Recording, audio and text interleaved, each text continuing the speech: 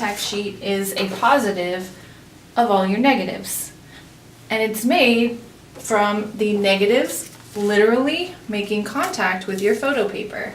So we'll put photo paper underneath your negatives and a piece of glass on top and expose this to light. This is how we turn on the enlarger, and there are two buttons. There's one button here that turns the power on, and there's another button over here, and it has two settings. It has a timer setting and a focus setting. So if I turn on my enlarger, nothing happened. I don't see any light because it's set to timer. And so the only way it's going to work now is if I turn this top clock hand to time, some sort of time, and it'll time for that set amount of time. And then it'll turn off. When you first get set up, whether you're making a contact sheet or a print, you set it to focus so that you can check and see where your light is on your easel stand. And you can adjust this light to make sure that it's big enough so that all your negatives see light and your entire sheet of photo paper will be exposed to light. There are two ways to adjust your light and make it smaller or larger in order to show light on all of your negatives. This is the height adjustment lever that you can spin around, and your enlarger will go higher and lower. You want to make sure that your enlarger never goes higher than the partitions in each of these stations, because you don't want to expose everyone's pictures to your light. But make it big enough so that all your negatives can see light. Another way that you can make the light bigger is with the focus ring, and this will also make your light smaller or larger on your easel stand. You're not exactly focusing anything, you're only making the light bigger and smaller. The focus ring will come into play more when you're actually putting a negative into the negative holder and projecting an image through the enlarger, and then you'll have to actually focus the image. But for now, we're just adjusting the size of the light on the easel stand. The other thing that you need to adjust is your f-stop on your lens.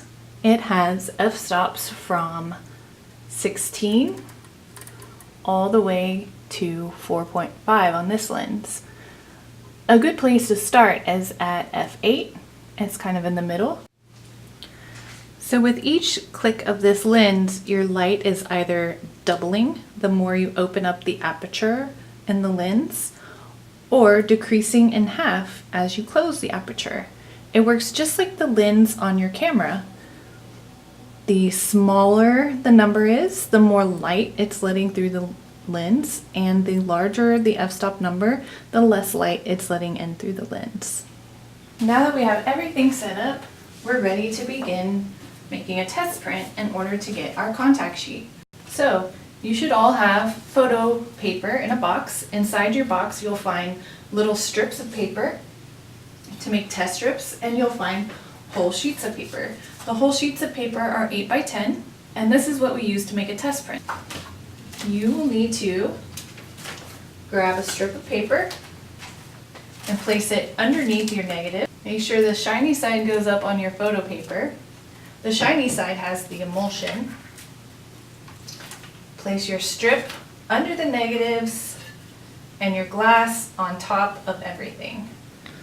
In order to make your test print, you're testing different amounts of time. You'll find a box of filters somewhere around your enlarger. You can use this easily to make your test print. So a test print is showing different amounts of time. So I'm going to lay this box down on top of the glass, and I'm covering up most of my photo paper. So only about one strip of my negatives is going to get exposed to light at first. And I'm going to set my timer to 5 seconds. Turn it on. It will turn on for 5 seconds and then automatically turn off. Now I'm going to turn off my timer, and I'm going to move the box down to expose one more strip of my negatives. Set my timer to 5 again. Turn it on.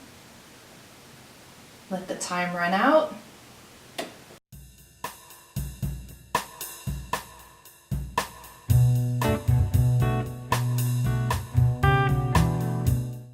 You'll take your test strip from your easel and drop it into the developer. and gently rock this tray back and forth, allowing the developer to develop or make your picture appear. Soon after your photo paper is in the tray, your image will start to appear like magic. It should stay in the developer for about 90 seconds to 2 minutes.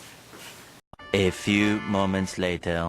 Now that it's done, we're going to pick it up with our tongs, let the developer drip off the paper, and drop it into the stop bath. This takes 30 seconds, and the stop bath stops the developer from working. Moments later. Now that that's done, we can remove our image and drop it into the fixer. The purpose of the fixer is to fix your image and make it permanent. After it's been through the fixer, your image can now see light other than the safe lights in your darkroom, and your image will be permanently fixed. It should stay in the fixer for 2 minutes with constant agitation. 2 very boring minutes later. The next step is the water bath. You want to leave the water running in your water bath in order to allow your print to stay clean. You want to wash all that fixer off. If you don't wash fixer off of your print completely, it will turn brown in a few days. It needs to stay in this bath for 10 minutes.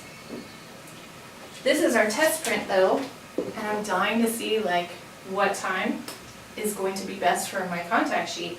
So once you rinse this briefly, you can take this out into the hallway and look at it and under the light and decide how long you need to expose your whole piece of paper. Now that you've seen your test print and you've picked out the best time for your contact sheet, you're going to place a whole sheet of paper underneath your negatives and place them under the glass. And you want to expose this whole sheet of paper for whatever time it is that you picked out on your test print. I'm going to pretend like my test print looked the best at 10 seconds. I'm going to set my timer to 10 seconds and turn this on. There's no need to cover anything up.